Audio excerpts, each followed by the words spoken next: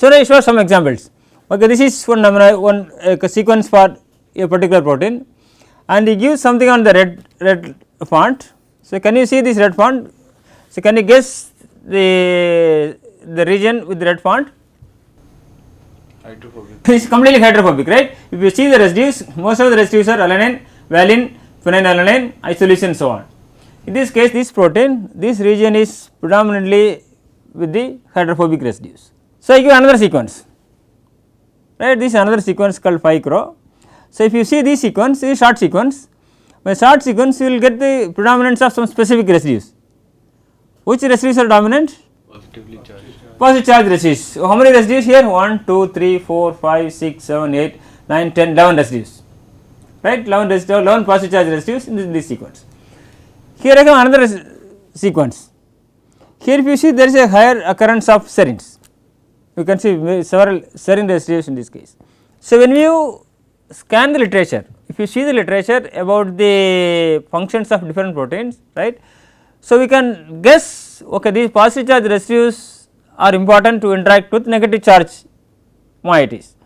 In this case, you can think of a protein which can have high tendency to interact with negative charge moieties. So, which molecules have negative charge? Mainly DNA is negative charge because of phosphate group.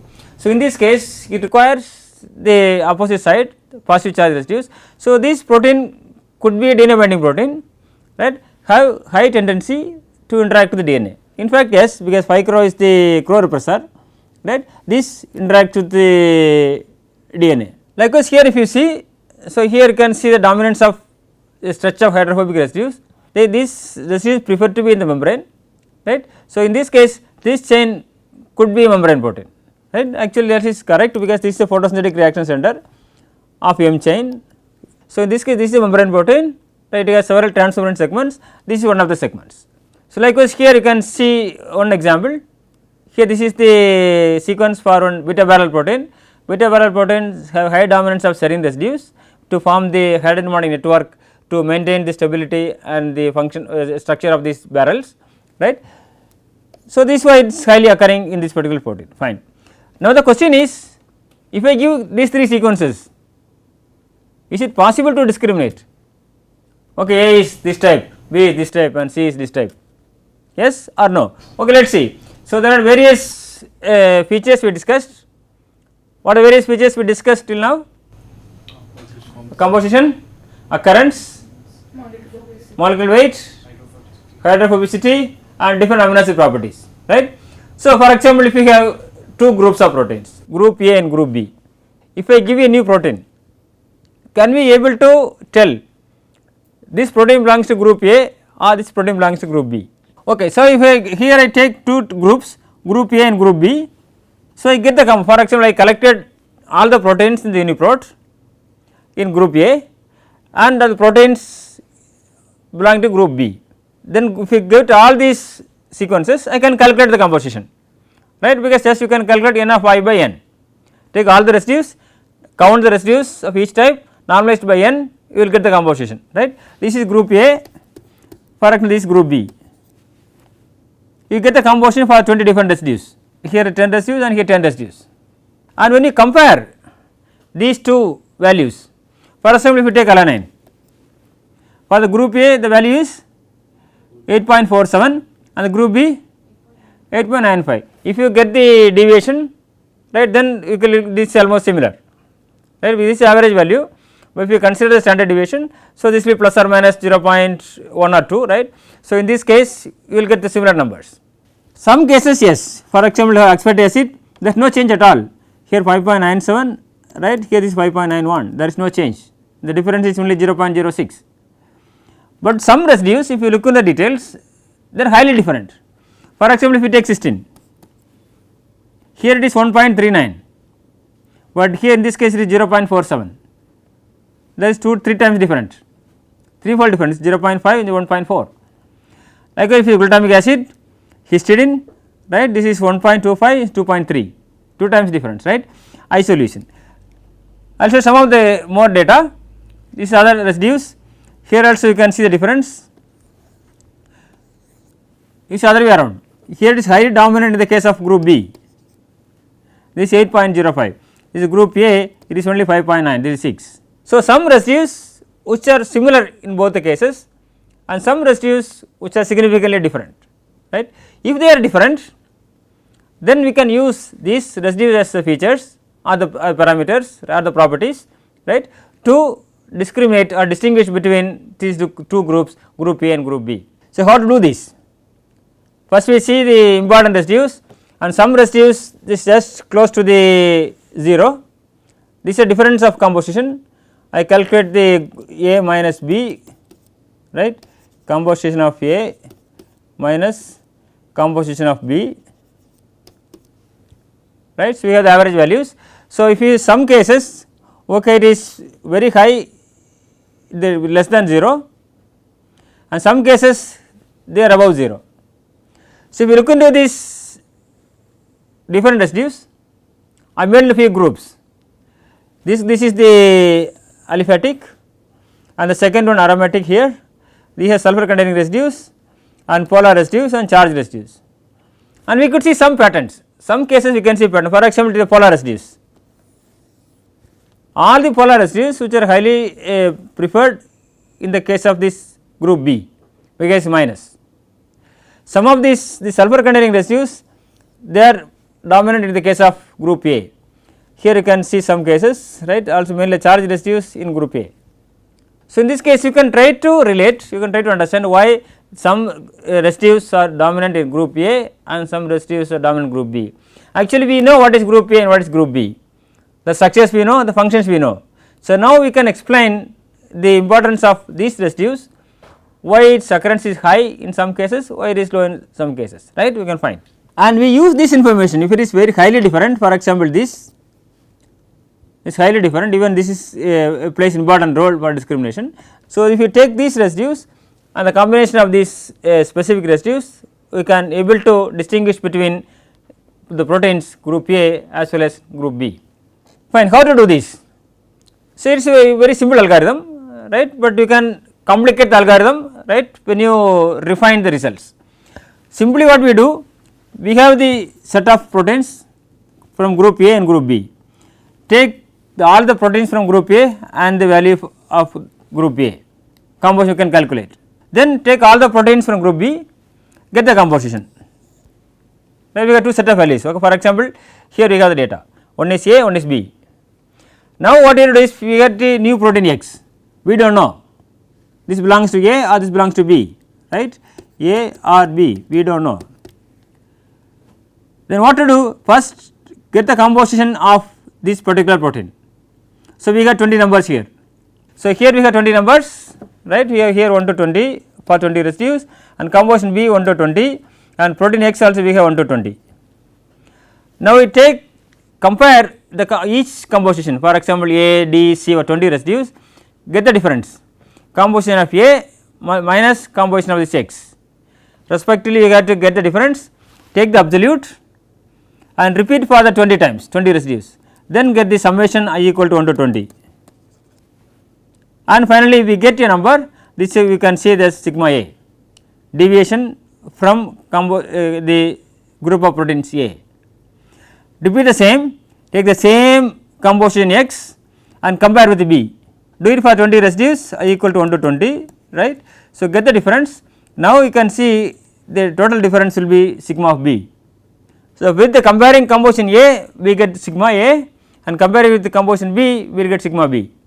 Now, compare these two, sigma A and sigma B, which one has less deviation, which one is less deviation here, B is less, then this belongs to group B.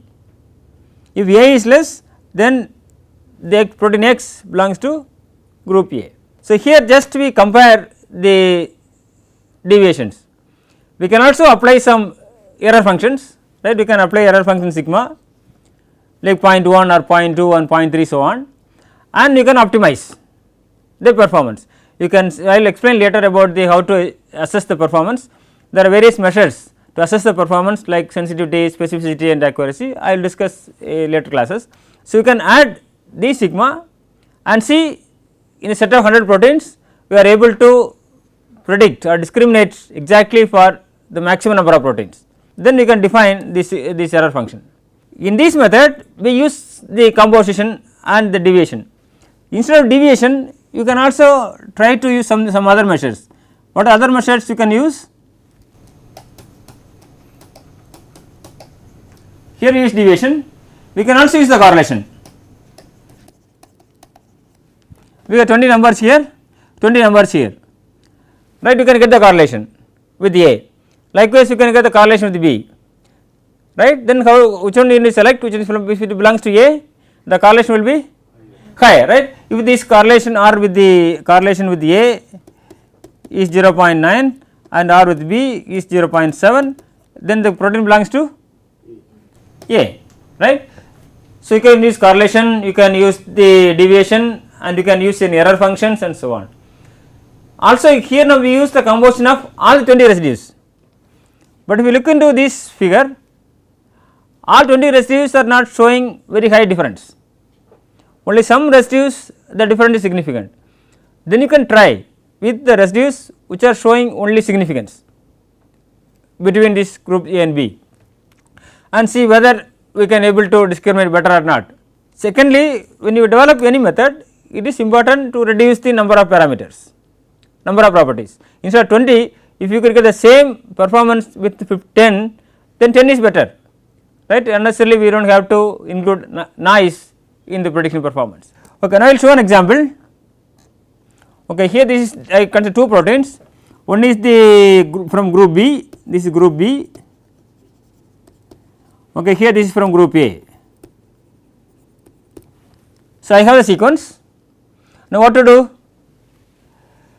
Get the currents. Okay, here this is the N is here. From this N you can calculate the composition, this composition.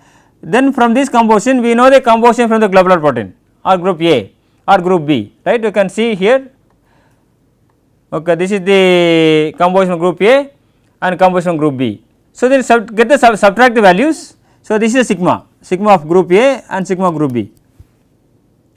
Do it for all the residues, then finally sum up.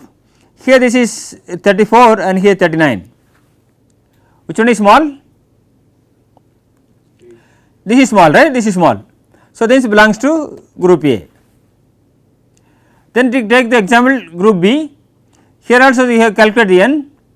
From N you can get the composition, and here you can see this A, this B, get the deviation, right. The original values we have here, these are original values. You take the composition and subtract from either A or B for the 20 residues, right. So, 8.47 is here and you can see this is 8.31. So, the difference is 0.16, for the other case it is 0.64. Likewise, you can see the difference mainly if you see the serine is here, it is 8.46. 8.46, if you look into this A it is 5.94 and the B it is 8.05, right. You can see the difference here is 2.52 and B it is 0.41. Now, take the summation. So, this is 23, this is B, which is small, B is small, right. So, B is small, so this is identified as group B, right. So, this is simple algorithm, but we need to refine this, adding various other factors and estimating the performance and validating, right, that everything we need to do, but simple algorithms or simple features we obtain from the sequence, you are able to classify the proteins from different structures or different functions. So, then once it is done we can do several online methods. So, here these are the various methods you can discriminate these types of proteins group A and group B. So, if you go with the composition, you can try with the composition, right. So, if you give the sequence, right, here you give the sequence here, right. If you click on this, then you can give the sequence. If you get the sequence, then it will automatically calculate the occurrence. From the occurrence you will get the composition. From the composition you will get the sigma of A, here sigma of B, and from this number we can see this is group B. So, it belongs to group B, I put this beta barrel membrane proteins as group B, right. So, if you see this one, the difference is very less, because if you add several residues and if you add only use the data only for the specific residues, you can improve the performance, that we need to try again and again. So, improve the performance. You can, I have a question. So, this is the data, So, I have the composition for alpha, I have the composition for beta, right. I have two values, this alpha composition and this is the beta composition. So, now I have a question. So, this is the question, I give this sequence, I want to know whether this belongs to alpha or beta. How to proceed, what to do? Composition. Right, first we use the sequence and calculate the this is the composition, right. I can calculate, okay, take number of A's, number of D's and normalize with the number of residues. Okay, this is for the same order we give, right, G A B, right, this is G, this A, this B and so on. Now what to do? Take this number and subtract with these numbers alpha, right. So, if we add up for all the residues we get 20 numbers, then we take the absolute values and add up. If you add up everything, then we will get this number. Then what you have to do? Repeat the same with this number, this beta number, and for 20 residues we calculate and sum up, right, the absolute values, finally we get this number. Then what you have to do? You have to compare these two. So, and then how to decide is alpha or beta? Which are lower, right? Because the deviation lower, that is biased to that particular protein, right. So, this is lower, so we can predict this as alpha. I give another question here, you can do the exercise. So, this also you can you have a sequence, this is a long sequence. With small sequence you can easily count, long sequence you have to write a code, right. You can calculate as we discussed earlier about the algorithm, we can write a program to calculate the composition. So, this is the result, 20 residues, you have the composition. Now, you subtract this from either alpha or from beta, then you have to get the absolute values and take that the summation, right. You will get the values, alpha is 36.09, beta is 18.63. So, if you compare these two, right, this is less, so this belongs to beta. So, if the difference is significant, very high, 10, 15 difference, then easily you can discriminate. If it is very close, then it is difficult. Some cases, this is why all the prediction methods sometimes fail in some aspects. You cannot get 100% prediction accuracy, because you can see some type of overlapping, like as you see in this composition, right, you can see some cases it is very close. So, it is very close, maybe either group A or group B. This is the reason why I find it difficult to discriminate. For that cases, we have to identify some features, right, not exactly this one, which can discriminate in some other way, only at least to that situation. In this case, you can combine, only you use with very large difference in composition, you can use this. If it is less difference, you use some other features, right, then you can incorporate. In this case, you can improve the performance. One gives 70% and another aspect will another 70%, right. If you combine both, you can increase to 80%, right, you can do that. So, now there is another features, right, there is pair preference. In the composition, we used only one residue, and see how many times A, how many times D, how many D, E, all these things. But then the question is the occurrence of A, always close to A, always next to D, always next to E, right. Here there are two A's, this A is just before C, this A is maybe something else, for example this L. So, this A is after C, this is after A, but this is after L. So, now the question is how many times A comes next to A, how many times A comes next to C or E and so on, right. In this case you can get the pair preference, because we did two peptides. So, this is why we call this as dipeptide, right. If you take these two, so we can say this is dipeptide, like, and these two, this is AC and here this is CA. So, in this case there are various ways to get the preference. So, if you see the dipeptide of I comma j, there you can see Nij with number of times of residue I which comes next to j, I and j are the distribution of the 20 residues, and to get the percentage you get 100, right, but you can normalize with the different factors, either you can normalize with the n as we did in the case of composition. Here I normalize with Ni plus Nj, that means totally how many residues which are involved in this I and j. If it is I 5 times and j 9 times, then there are 9 cases in the sequence. So, I normalize Ni plus Nj, but if you want to get the probability, right, if there are I residues of type I and another residues of type j, n residue type j, then you can use as Ni into Nj. So, there are different ways to normalize, but they are related to each other, right, but eventually the one which gives the importance is Nij, number of times, right, the residue I which is come close to j, right. This is distribution of residues, right, at the positions I and I plus 1, right. Here Ni is the number of residues of type I and Nj is the number of residues of type j. For example, if you use this equation and I give a peptide, so if for example if you see dipeptide preference for Pe, how many times Pe occurs here? 1, 2, that is it, 2 times. How many P's and how many E's? 1, 2, 3, 4, 5, 6, 7, 8, 9, 10. 5 P's and 5 E's, so it is equal to 10. So, you can get this value will be 20.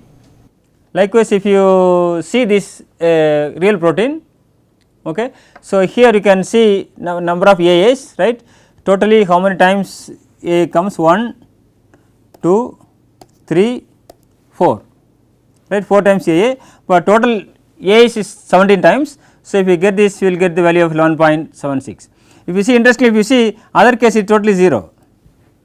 If some two classes, one class it is 0, another class if you get some numbers, then we can say that pairs are important, that pairs can be able to discriminate in different classes. In this case it can perform better than the specific composition, right, just we use only one residue preference for any particular protein. So, in this case dipeptide proteins preference more information, but the drawback is there we have 20 values, but here we get 400 values. So, if your data set is very high, then it is good to use the residue pairs. Data set is less because we get several zeros, but that is not so good for that discrimination. So, in this case you better reduce the number of pairs or reduce the amino acid to amino acid composition. So, summarize, what did we discuss today? Lot of features. Different features, right. If we have a sequence, what can we do? What are the different features we discussed? Composition, occurrence, molecular weight, hydrophobicity, different properties, pair preference and so on. Then also we explained one example to distinguish between the two types of proteins, group A and group B, using amino acid composition. There are several ways you can use several features, right. You can use for the distinguishing different types of proteins based on structure or function and so on. Next class we will discuss about the more details about the hydrophobicities and how to construct profiles, right, and you can use the potential applications of the different aspects from the features obtained from the primary sequence. Then we go with the secondary structures and secondary structure prediction and so on. Thanks for your kind attention.